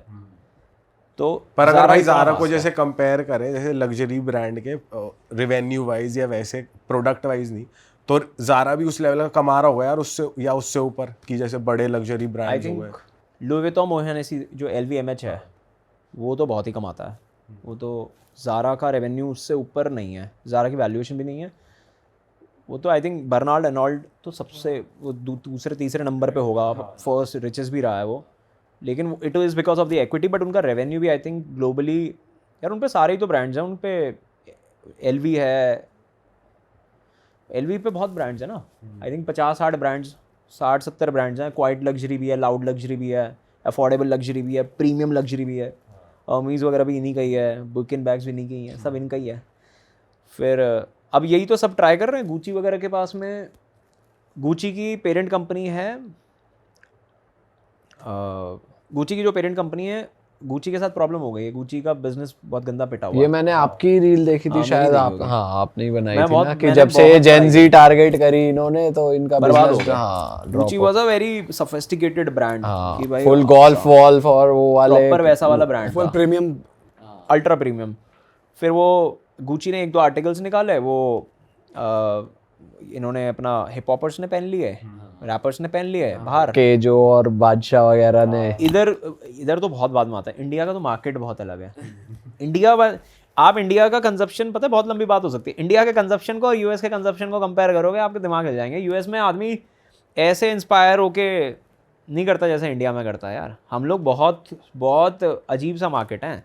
हमें नहीं समझ सकता कोई कि इंडियंस को चाहिए क्या, हमें कंटेंट में नहीं समझ आता भाई जनता को देखना क्या है। आप एक चीज़ दिखा रहे हो, अगले दिन ही वो ना चले, ये भी हो जाता है कि सिमिलर चीज़ नहीं चली, कुछ अनएक्सपेक्टेड चीज़ चल गई, तो समझ नहीं आता हमें भी कंटेंट वाइज कि चलेगा क्या आखिर। तो गुची के पास में 2 ही ब्रांड्स हैं, और गुची और 2 और ब्रांड्स हैं, और वो जो कंपनी है केयरिंग्स है कंपनी का नाम, जो गुची की पेरेंट कंपनी है। केयरिंग्स का 50% बिजनेस इज गुची, और गुची अब लाउड में है। अब अच्छा, ऐसा भी नहीं है कि गुची अब ये जो डेकेड चल रहा है ना, अगले 10 साल जो चलेंगे, इसमें लाउड लग्जरी बहुत पिटेगा, क्वाइट लग्जरी चलेगा। क्यों चलेगा? क्योंकि पिछले 5-7 साल में बहुत धुत पेल दिए लोगों ने लाउड लग्जरी की ना, और लाउड लग्जरी की कॉपियाँ भी बहुत बन गई। तो कॉपियों की वजह से क्या हो गया, अब ओरिजिनल आदमी लेना नहीं चाहता, तो उसको चाहिए यार सटल मैं लूँ, मेरे को कोई लोगो नहीं चाहिए, फ्लैशी नॉर्मल शर्ट पहन लूँ, नॉर्मल पैंट पहन लूँ, किसी को बताने की जरूरत वो ना पड़े दिख मैंने भी कपड़ा तो पहना है। कॉपी भी जो मिल रहे हैं वो एकदम सेम ही बना रहे हैं, कॉपी पेस्ट है लग्जरी वो। के। कॉपी पेस्ट है, क्योंकि वो बीच में वो रील भी वायरल हुई थी, सब एक ही जगह पे बन रहा है, ये मुद्दे सब वायरल हुए थे। बट मुझे लगता नहीं है ऐसा है, बट मेरे को कोई ठोस सबूत नहीं मिल पाया इस बात के। हाँ, कि चाइना में बन रहा है, सारा सेम फैक्ट्री में बन रहा है। तो ये है, कहीं थे क्या हम गुची, आप गुची के ड्रॉप होने की बात बता रहे थे। तो वो ड्रॉप हो गया क्योंकि लाउड लग्जरी इस डेकेड के लिए पिटा होगा, अब इस डेकेड चल नहीं पाएगा। तो केयरिंग्स भी अब ये कोशिश कर रहा है कि मैं और ब्रांड्स का पोर्टफोलियो बना दूं, तो सब यही कर रहे हैं। पराडा भी यही कर रहा है। पराडा ने अभी एक ब्रांड एक्वायर करा है last month, Balenciaga, Gucci same Kering's के पास है। एक ब्रांड और था पराडा ने अभी लिया ना, एक बहुत न्यूज़ वायरल हुई थी उसकी। पराडा ने एक लाउड लग्जरी को खरीदा, क्योंकि वो लाउड लग्जरी वर्साचे खरीदा है। हाँ, तो वर्साचे चला गया पराडा के पास में। तो अब ये कोशिश कर रहे हैं कि सबके पास में पोर्टफोलियो ऐसा हो लग्जरीज के पास में, कि कुछ हमारे पास बैलेंसियागा की भी तो भाई बड़ी वो हो गई कि वो जो ड्रॉप बॉयकॉट कर रहे थे जब उसे, वो चाइल्ड पोर्नोग्राफी वाला जो 2021 की बात है। बट बैलेंसियागा का बहुत अजीब सा कल्ट है। अब बैलेंसियागा का क्रिएटिव डायरेक्टर जो था, उसको गुची का क्रिएटिव डायरेक्टर बना दिया। हाँ, तो उसके बाद और गुची के शेयर भी गिर गए। भाई लोग तो पता नहीं क्या क्या कॉन्स्पिरेसी बना देते हैं इनके पीछे, वो बैलेंसियागा था, वो सब- को इल्यूमिनाटी से लिंक कर देते हैं और ये नहीं, वो। वो अच्छा ये सब नहीं पता नहीं मुझे। मतलब मैं वैसे बता रहा हूँ, क्योंकि हमारे यहाँ पे ऐसे कॉन्स्पिरेसी वाले क्रिएटर्स भी आते हैं ना, वो अलग रिसर्च करते हैं, तो वो अलग रिसर्च में ये इससे लिंक है, ये और इल्यूमिनाटी ऑडियंस से ऐसी लिंक है, है। इतना बिलीव करती है इस चीज को, अगर किसी ने फिर बैलेंसियागा पहन लिया उस आर्टिस्ट को या उस बंदे को, हेट जाती है दबा के। बैलेंसियागा तो भाई पूरा नाम उन्होंने डीकोड कर रखा है कि सेटन के लिए रखा हुआ है ये नाम। तो क्वाइट अ पॉसिबिलिटी हो सकती है, क्योंकि मैं भी कभी ऐसे वीडियो देख लेता ना, तो मुझे भी लगता है यार बात तो ये ठीक ही कह रहे हैं, इसका मतलब प्रूफ तो कर दिया इन्होंने। भाई प्रूफ कर अब देते हैं एंटी वो। प्रूफ ढूंढो इसका। अब उतना टाइम नहीं होता, तो प्रूफ ही मान लेते हैं हम लोग से।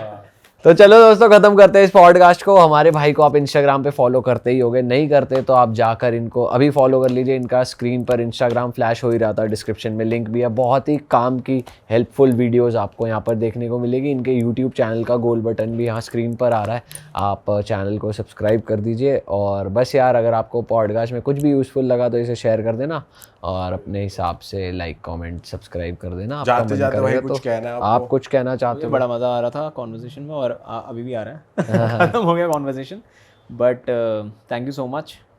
मैंने शुरू में बोला था आप ओजी लोगो, और अब आप भी पॉडकास्टिंग शुरू कर रहे हो मैं भाई, शुरू कर रहा हूँ इसको बहुत ले- लेट, बहुत और मैं लेट हो गया अब स्टार्ट करने में। बट मेरे को लगता है लेट ही, मैं हर चीज़ में लेट घुसता हूँ, तो क्यों मार्केट समझ में आता है। बट ठीक है, आप घुस रहे हैं तो कुछ करना ही पड़ेगा। पॉडकास्टिंग का फ्यूचर क्या दिख रहा है आपको? आपने अगर मार्केट स्टडी करी है, अब आप घुस रहे हो उसमें। मुझे लगता है कि यार पॉडकास्टिंग का फ्यूचर तो है, मेरे को नहीं लगता किसी चीज़ में सैचुरेशन, अभी तो स्टार्ट ही हुआ है, 3 साल पुराना ही तो कॉन्सेप्ट है। बट आई थिंक कि बहुत वेरिएशन लाने की ज़रूरत है। अभी माइक्रो निश नहीं बने थे पॉडकास्ट में, बहुत लंबे पॉडकास्ट भी चल रहे थे, शायद बहुत छोटे वाले मिस हो गए हैं, 25-30 मिनट वाले सेगमेंट बेस्ड पॉडकास्ट हो सकते हैं, जहाँ पे बहुत curated well coffee with current types, कि यार ये 4 सेगमेंट होंगे, starting with this story, starting with couple of controversies या कुछ वैसा, वो सब देखना ऑडियंस को। और फिर उसके बाद रैपिड फायर हो गया, talk show basically, talk show. हाँ, more of a talk show item, वो मिस है, बहुत मिस है, वो सब हो सकता है। चलो दोस्तों, हम मिलते हैं आपसे नए पॉडकास्ट में। Bye, take care, see you, टाटा, ध्यान बाय बाय रखो। जी।